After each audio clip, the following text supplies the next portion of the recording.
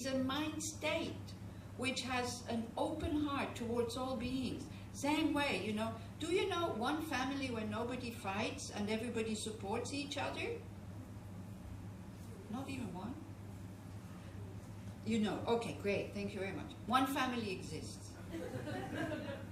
I also know families like this. All the time?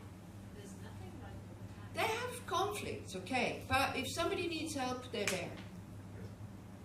Well, Huh? I know of family. Okay, good. 2. Who else? 3. Fantastic. 4. You know, of course there's conflict. We have like different views. But these you forget about these conflicts when help is needed spontaneously. Like I said yesterday, you know, this family feeling. This is why Lama Yeshe always talked about the Buddha family. And he called it family because they can't say F. So people didn't understand. He always talked about the family feeling. If you watch videos of Lama Yeshe, you know, he keeps talking about this family feeling. So that kind of family. So if you don't have such a family, okay, but you can become such a family member. Maybe it inspires the others. But we know also families that somebody needs help, either out of self-concern for the other or out of conflict or anger or whatever, they are not there. But if a family functions, this is what family is for. That they support each other because we cannot survive alone. So the Buddha has one family, all beings. Now for us this would be too much, you know. I mean, it's like having to see everybody as a family member. Well, we cannot because we're very limited. But this is what we're working for, and this is what we are trying to attain. So what you first have to develop is that it's possible to attain such a state. That's the difficult thing. Yeah? Do you believe in yourself that you can have a mind that is free of all negative emotions like anger, attachment? And anger, I'm not talking about like this. Anger, I'm talking about the wish to harm. Anger is defined as a wish to harm. That is anger in Buddhism. Like the definition of anger is the wish to harm. Being happy when the other person is not so well. That is being angry at somebody. When you hear criticism about, you know, somebody that you dislike, and you hear somebody else saying, oh, wow, this person, my gosh, you know, they're really... And it makes you feel happy. Then that's anger. Somebody harms the person and you're not interfering, because even you could, that is anger also. It's not your own anger or whatever, but you know, and it's not a wish to harm, a kind of a conscious wish to harm. Like, I want to harm this other person. It's the instinct. Saying a word that you know exactly is not helping but is harming. But again, you know exactly, no, you don't know it while you say the word. You do not plan it. With the energy of anger behind, it just comes out. Even though when you're sober and you're not angry, you know it's not helpful, and it's hurting the other person, and you don't care. That's anger. This is defined as anger in Buddhism. Now, of course, there's many other definitions of anger. And then there's degrees like that. So, a mind which is free of anger, can you imagine that this is possible? Okay. Can you imagine that it's possible to decrease your angry, spontaneous, instinctive reactions? Okay. So if you can decrease them, you should also be able to eliminate them. That's the logic behind this whole thing about decreasing. If you keep decreasing, at one point, that's it. No need to decrease anymore. Okay, so that's a Buddha. So this is our refuge as a Buddhist. The Buddha, his teachings, and his spiritual community. So this is, again, you know, when they talk, the spiritual community is Sangha. So then when people go to a Buddhist group, they call themselves Sangha. Wow, I don't know if we realized enough to really be able to truly call ourselves Sangha. Now, a Sangha, and Gachin Rinpoche in Munich, he gave this really nice example. A Sangha is like wooden cups. They clash. but they don't break. Porcelain cups, they clash, they break. Okay, so whoever, if you think you're a Sangha member, can you see yourself as a wooden cup, or do we have some half porcelain, half wood? Sometimes we turn the wood when clashes come and we forgive, and sometimes it's the porcelain that, boom, and we break like this. Yeah. Also, we're not, to be honest, I am not. What's happening? No, sorry, okay. But tell her, because she doesn't understand. What, the air conditioner? Okay, so, we are, there might be other human beings that are as trustworthy as a fully enlightened being. Because, as Sangha member, I'm ordained, but I'm not 100% trustworthy. I do have moods. I do have moments when I don't feel like going and speaking to somebody, or somebody speaking to me. But this is not a Buddha. I'm not a Buddha. I do whatever I can. So somebody, maybe your parents are like this also. Of course, they might get angry at you from time to time. But the sustained mindful state of a parent that the child should always be well is always there. See what I mean? So this is maybe your master also has such a mind state. Somebody who guides you. I'm not a master. I'm not even a teacher. So this is why when I come in, please stand up for the teachings and not for me. So, and the Buddha is trustworthy, because when we see what the Buddha says, very simple, there is suffering. Do we agree with that? I'm not saying you suffer. There is suffering, meaning there's stress, there is unwanted things. Now, if we had a choice, we would not choose them. Not everybody is agreeing here. Is there suffering in the world? Yeah, okay. Can we agree on that? Oh, okay. The causes for the suffering: greed, aggression, ignorance, wrong views. Do we agree on that? Yeah. Okay, these two things we agree. Then the other two things that he said, hey, it's possible to eliminate the causes, then the suffering will be eliminated. Do we agree with that? Yeah, we have to take both. Not is it possible to kind of eliminate the causes. If the causes are eliminated, the suffering will be finished. Only then. Do we agree with that? Yeah. If I bang on my hand and it hurts, the pain of banging on my hand will stop when I stop beating it. Okay? Or if I hold a coal that is very hot, the burning, I have to drop it. And then the fourth noble truth is the past. So he gives us many different ways of getting there. And this is the problem about Buddhism. There is so many different ways. Like, Buddhism is like a pharmacy. You have medicines for all kinds of things. If you don't know when and how to take them, they can be harmful. If you have constipation and you take a medicine for diarrhea, then you really have a problem, or the other way around. So you need somebody to tell you how. So this is then the Dharma, is the Buddha's teachings. And the Sangha community is usually, it's beings who are very far advanced on this path. It's not ordinary Sangha. So, don't go into a Buddhist group with this idea that everybody is really patient and compassionate and has no delusions. And, I hear there's so much pressure on the Buddhists. I hardly ever hear, people who are Christian, when they are angry, I hardly ever hear, but hey, but you're a Christian. If somebody is stingy, they don't get you, hey, but you're a Christian, you should be generous. But the Buddhists, if we're depressed, if we're angry, it's like, hey, but you're a Buddhist. Come on. Be kind to the Buddhists. They're trying. We're really trying. But, some are there and some are not there yet. So it's okay.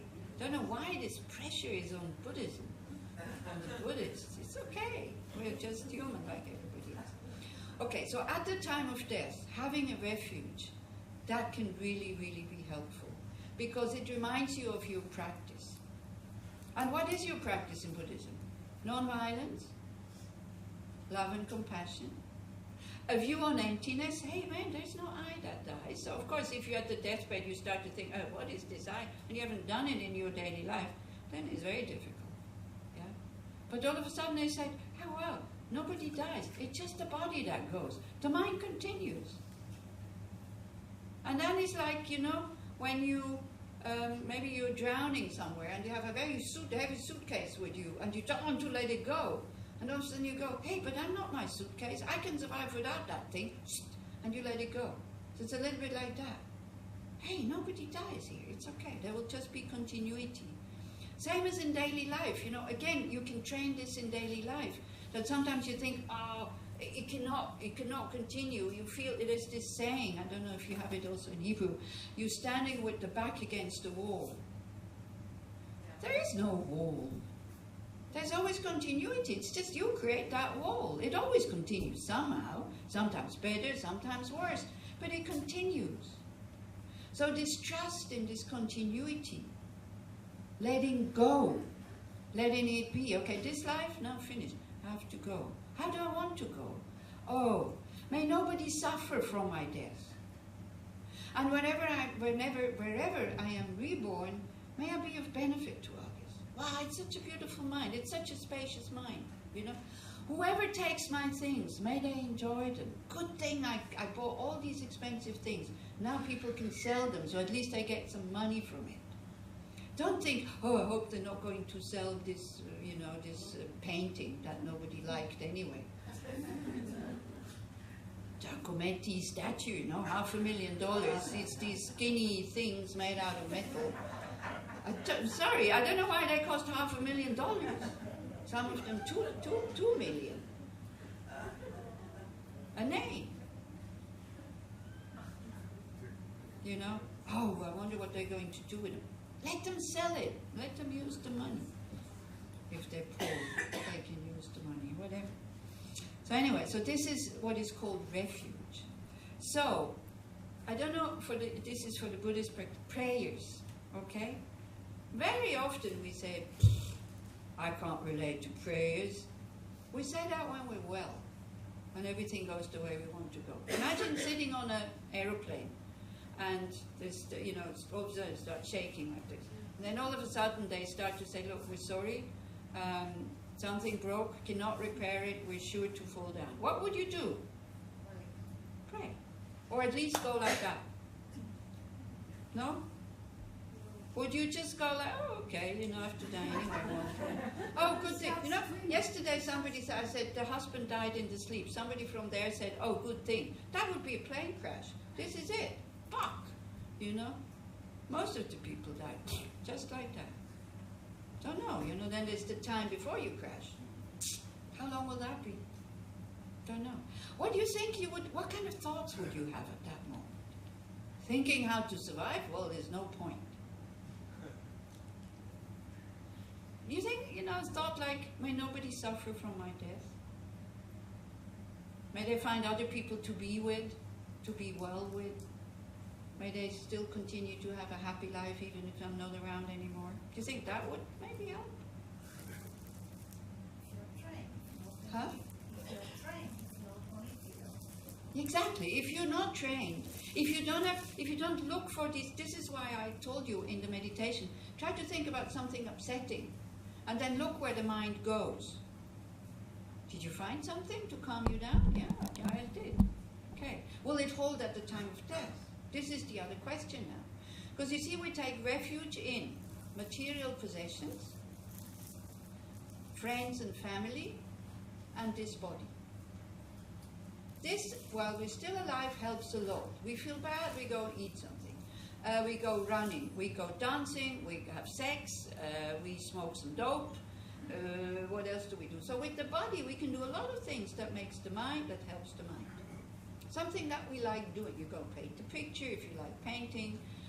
You sing a song. I don't know, or you phone. You phone your family. You won't have access to that anymore at the time of death. You cannot sing, you cannot dance, you cannot smoke dope, maybe. all these things that are available for us now to make us feel better and calm and open again, they collapse at the time of death. Except family, oh, they have been so kind to me. Thank you very much. May you get a lot of positive karma from just having been kind to me. You know, gratitude towards the family. That will help. But help you to not die, they cannot. Okay, and very often, you know, there's quite a lot of guilt around family stuff when people die, hurt, and cheated, and this and that. So make sure that everything is okay with your family and with your friends. Then it can make you relaxed again. But, you know, family as help coming actively from outside is impossible, because why? Because you know you have to leave them behind. Yesterday when I said, try to work with this hate having to go. And that also is when you separate for a week, a month, a year from your family. Try to work with that. Because that will be a preparation to leave them forever. Because you see, when we go to India or Thailand or somewhere, then you always think that you will be coming back at one point, isn't it? You're not sure, but we're kind of this totally wrong certainty that we will come back. Oh, they might be dead when we come back. We don't know. Yeah? So again, you know, I know it sounds perverse when you say goodbye like this. I might never see them again. But we say goodbye in a different way. Like what I said, usually we only say the nice things when somebody leaves. Why? We can only say these nice things when they're still alive and when we think that we meet them again. Yeah. Can you imagine having a death where you can really think everything is said that needed to be said? Everything is done that needed to be done. That's not possible because there's always something more to do. But kind of, I did my best. I didn't hurt or harm anybody. Nobody, when they thinks of me, will think now, oh, good thing that she is finally dead.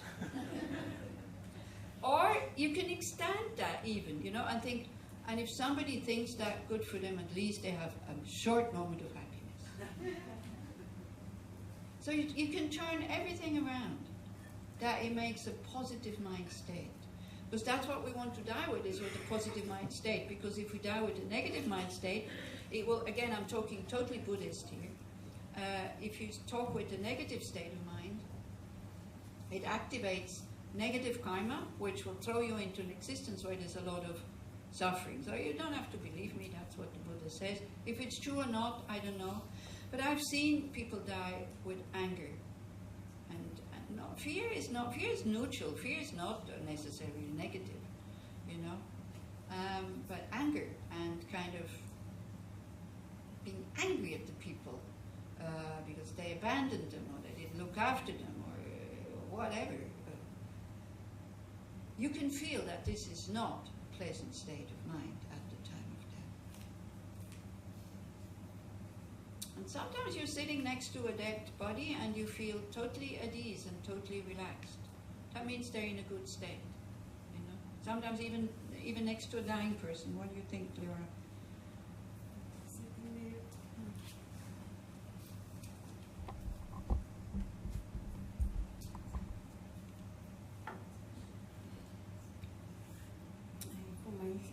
Small experience. I think that sitting near a dead body is something very, for me, special. This quietness, stillness. Now it's okay? No? Yeah, just almost as if it's an ice cream. That sitting near a dead body is very special.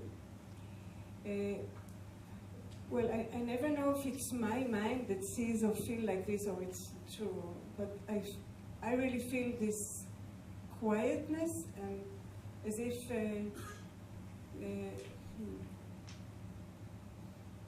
Say it. really quiet. It's still.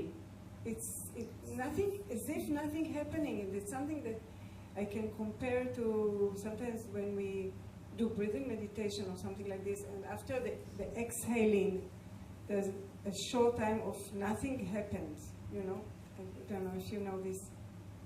Before we take the inhale, this is a very special minute, moment, second, or even less.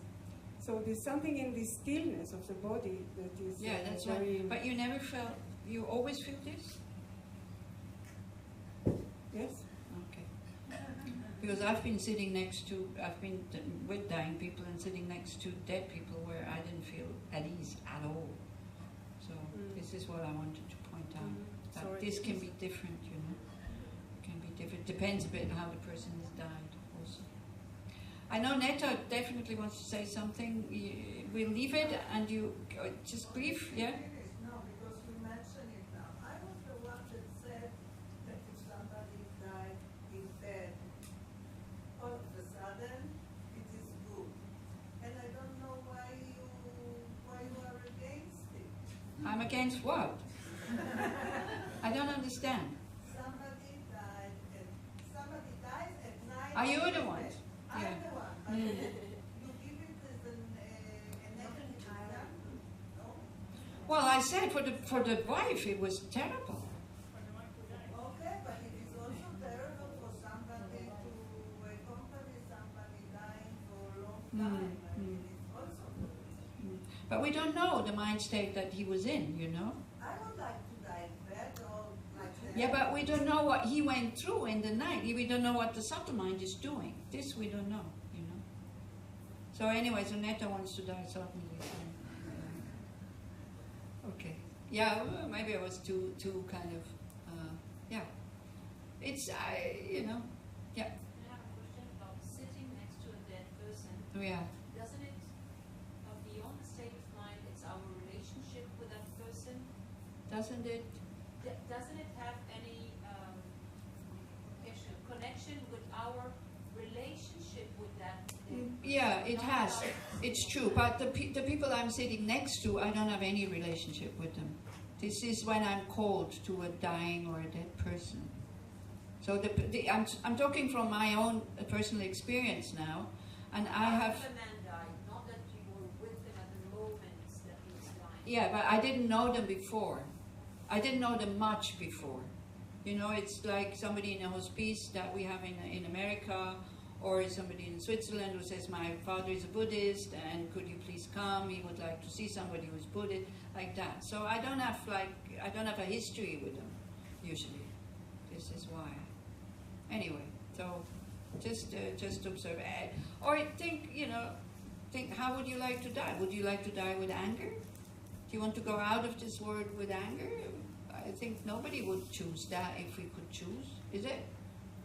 Or what? So, but as Kabir said, what I read yesterday, what you find now, you will find then. So whatever whenever we see, when we are tired, the mind goes wherever it is habituated to go. When we're fresh and in control, then maybe we can do. But at the time of death is exhausting. It can be quite a struggle until people go. So, and it changes. Like sometimes it's really peaceful while they're still alive. Then again, you can feel the struggle, and it's like, there's nothing you can rely on anyway at the time of death, so there's nothing you can do. But at least we can try. His Holiness the Dalai Lama says, death is like an exam. Now, you can think, okay, I'm clever enough to kind of, to answer all these questions more or less, so I can get through. I don't want to waste my time with studying. So you forget about the exam, and you have a very good time. Go to the beach, go to parties and all this. But when the exam comes, then you start to become nervous because you haven't really prepared, and it's your nervousness that then maybe makes you fail the exam. And he says, maybe if you do spend some time and you do prepare, you go to the exam, you're still nervous, but you're less nervous, And definitely you don't regret not having prepared because you did prepare. And then you see the questions, you calm down, and then you start to answer. But the one who hasn't prepared, and it's different questions, he totally freaks out. So then somebody, he was giving that in an interview, so somebody asked him, he said, well, what if you don't succeed at the time of death? What if you don't succeed in your exam at the time of death? They asked the Dalai Lama, he said, oh wow, then big disaster. And he started laughing. So it's always like that. Now what happens at the time of death, this is what we will do also this morning, so you will be a little bit prepared. But do you think that already now, by training daily, starting to watch our reactions, starting to see our neediness, and the body gets more and more sensitive, and the body becomes more and more not comfortable. So if already now we cannot bear the slightest too hot, too cold, too this, too that, then if you don't bear with it, because patience is you bear with what you think is unbearable, and all of a sudden it becomes bearable. Yeah? And it's a muscle, it's a mental muscle that we can develop. But if we constantly give in, and we adjust, and we adjust, and we adjust, at the time of death we become even more sensitive. Yeah? Because also there is this pain. Anybody works in a hospital? Yeah. Can you see difference in people that have patience and other people, they're called patients. They should have patience, they need patience. Can you see how people react differently to the same situation? Yes, especially old people when... Maybe we give her the microphone.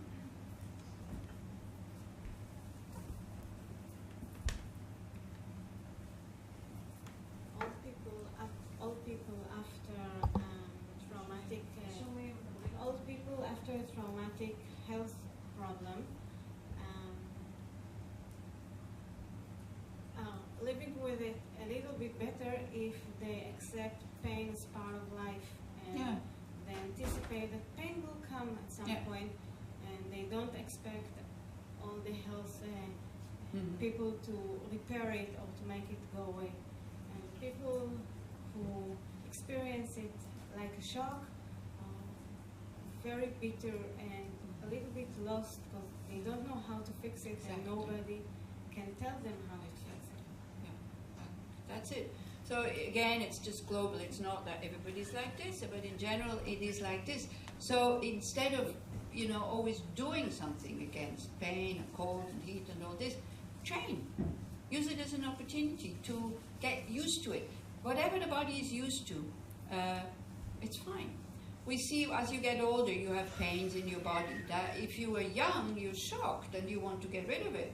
When you know that it's not possible to get rid of it, all of a sudden you get so used to it that you actually almost consciously have to take it back by thinking, oh yeah, there's this pain. But you live as if there is no pain because the mind got used to it. So this is this trust also that we can have. The mind can get used to many, many things. The mind is much stronger than we think. But if we take away the gym, like the machines in the gym, our daily pains and discomforts is like the machines in the gym that we train.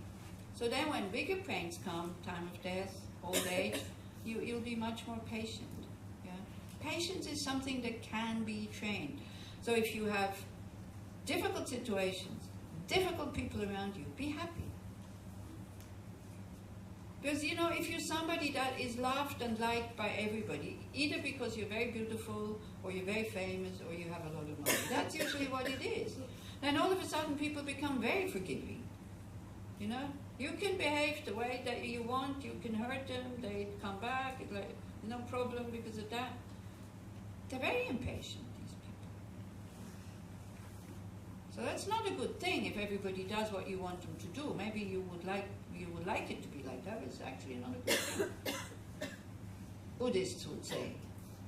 I don't know what Jews say, but Buddhists would say like that.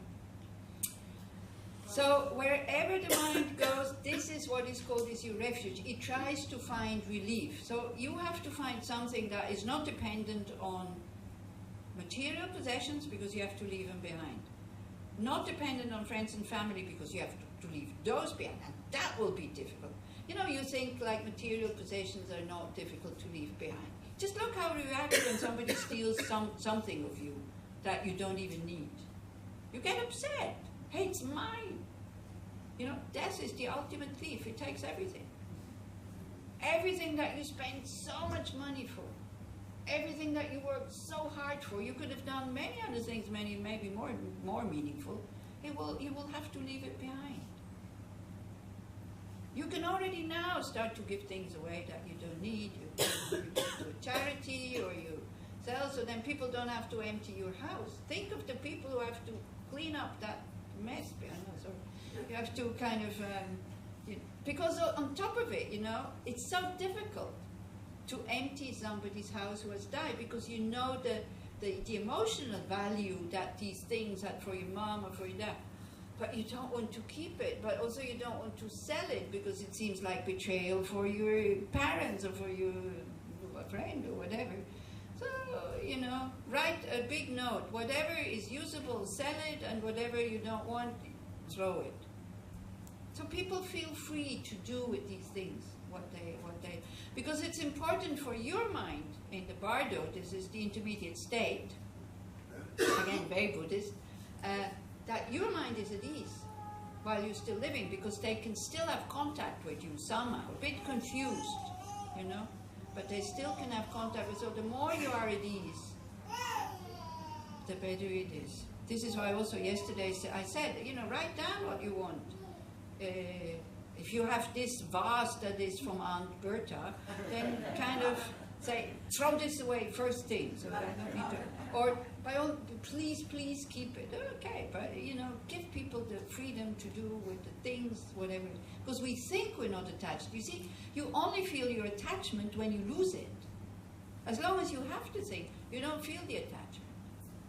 So imagine from time to time, how would it be if I go out here and now my shoes are missing, or my...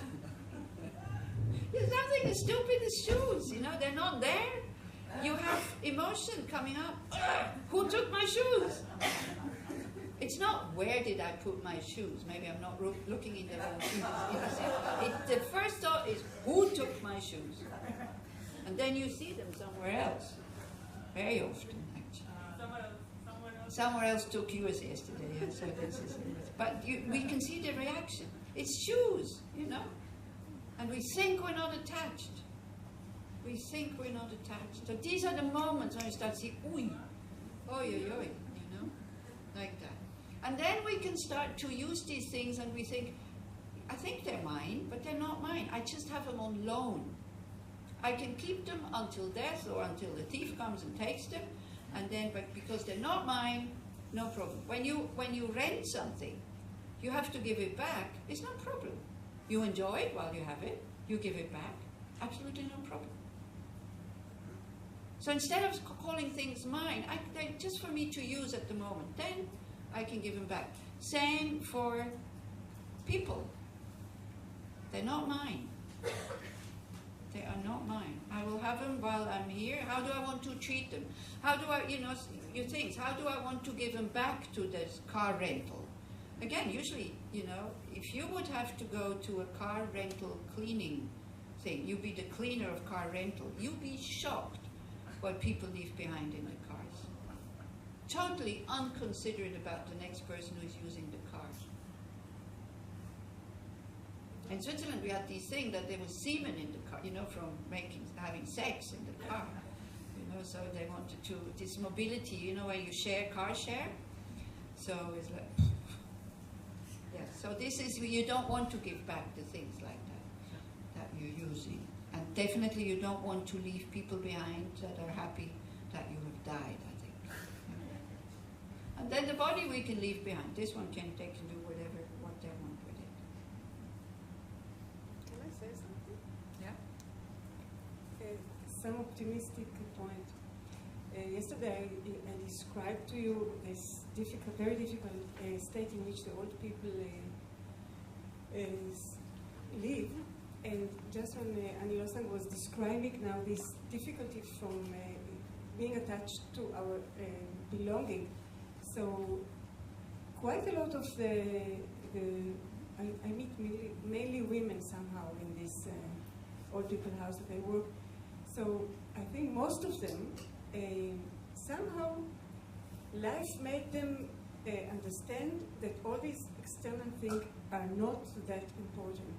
First of all, they have to move to this house and leave their own apartment, so they can take much less things, and the children sell it or keep it somewhere, and they have some complaints, but they understand that they don't need so much. Then some of them, the one who is moving to this מחלקה סיעודית, how is that in English? Nursing. Huh? Nursing home. Nursing place, Home. like. So then they have to share a room with somebody else, and they have nothing but a small cupboard, and something near the bed, a bed, and a shelf, and then very little clothes. And they understand that what they had before, it's not the main thing that is important in life. And there's one person that is really, it's very impressive. He was 100 years last winter. And now he's a bit more dementia-like, but he's saying more and more, like, what comes, comes. Nothing is so important anymore. And he has bitterness also in saying it, but also sort of acceptance. He's not fighting life anymore. And I hear it from time to time, so maybe there's some advantage in old age. I don't know. Yeah, so you can wait until you're old, and then maybe it comes, this acceptance, or you can start to train now. You know, I'm forced to train these things because I don't live anywhere. I don't have a home. I don't have an apartment. I always live with other people. It's great. You become so flexible. Really. And you're not schlepping like your whole household with you when you go to the next house or something like that. It's really great. You get used to it. You know, whatever is offered, then you learn to be happy with that. At one point in Bern, somebody said, don't you mind us using your bathroom? I said, I don't think this is my bathroom. I just live here. You know, I have a room there. That's it. So a little bit like that. So all the things that you find comfort in, be aware that at one point you, like, if you have to go to the nursing home, you cannot take it with you. So you can already start training now to live with less things, for example. Or you can also wait until you're old, because then old age sometimes forces you, because you don't have the energy anymore to have all these things. And then I think it can go both ways, because not everybody is like this old man. Some people are, you know, I don't want to be here, I don't want to be here, I don't want to be here, I don't want to be here. Yeah, so do you want to be these people, or you want to be the other people? And this is, yeah, maybe acceptance comes with old age, maybe, but also maybe not. Because in general, when you look, I would say the bigger part of old people are not content and accepting, I would say. Because old age, as Leora said, is difficult. So if even now we cannot bear the difficulties patiently, how are we going to do when they're even... It's so unfair. Life is unfair. It's like the body needs more, and you have less energy, and the mind is going also. You cannot think so clearly anymore. So you would need a better mind for a worse body, but both of it goes.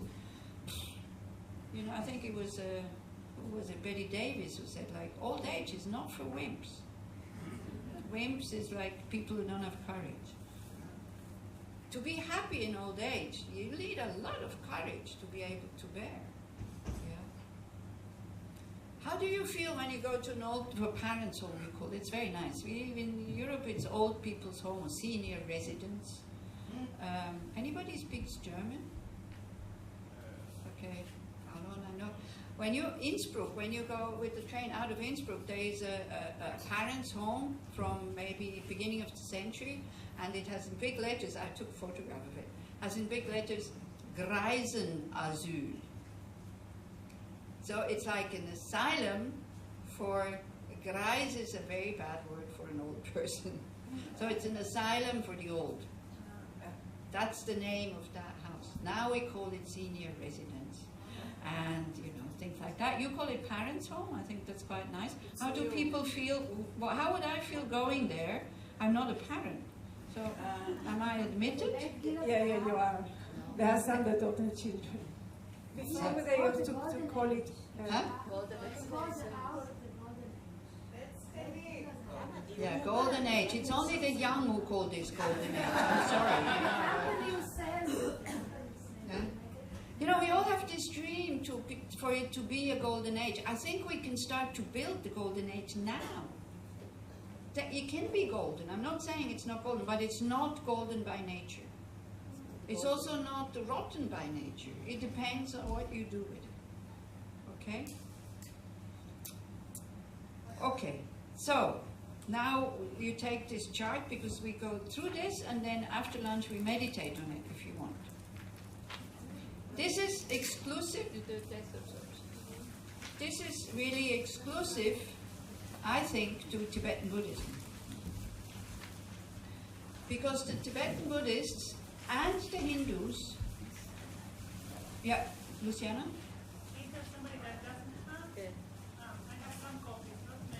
I think I have one here.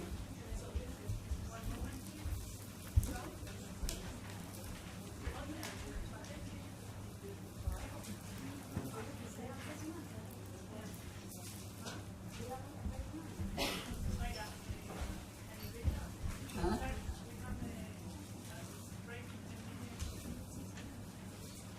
Have a break. Oh, okay. Can we have a break in 15 minutes? Yeah, I just go briefly through it because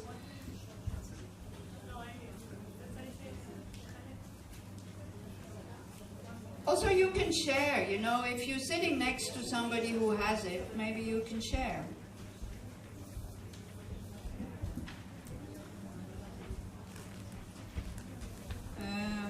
Wait.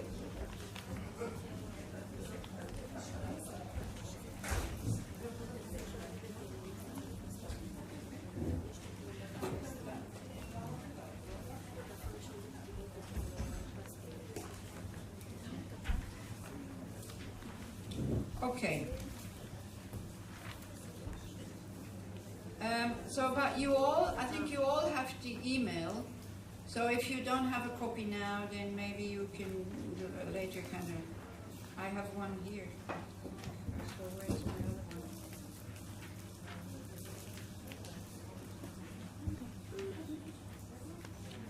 one? So Tibetan Buddhists and Hindus also, and maybe other traditions also, they do tantric practices.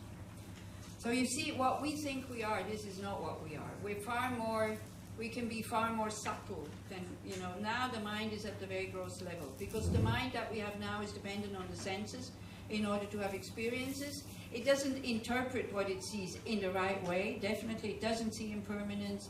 It doesn't see quantum physics, you know, our eyes, it doesn't see any of this. A lot of smells that like dogs can smell, we cannot smell because we're very, very limited. And then we make a world out of what we see, smell, hear, touch. We start to make a world out of it, and for us this is the world that really exists.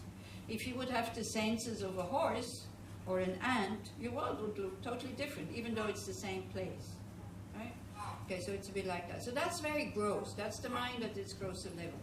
Then the mind can also have experience dreaming, not depending on the senses. Sometimes maybe for a short moment, depending on the senses. Like on the senses, you hear something, you fall asleep, you make a story out of what you hear. Although it's not, your story has nothing to do with what the voice says, or, you know, because maybe you know the person, and you hear the person talking, and you start to make a story in your dream with this person, but nothing is happening. There we see the power of the mind, that it can create a world, an existence, and there's nothing there. So when I said the Buddha is awake, yeah, so we are dreaming as opposed to a Buddha, to a fully awakened being. Buddha means awake, yeah? It's not a name, it means awake. So we are dreaming, and we mistake the dream for being real. The same way as when we dream, we think the dream is real and we have all the emotions. The moment we wake up, it's finished. all the emotions, maybe the heart's still pounding, but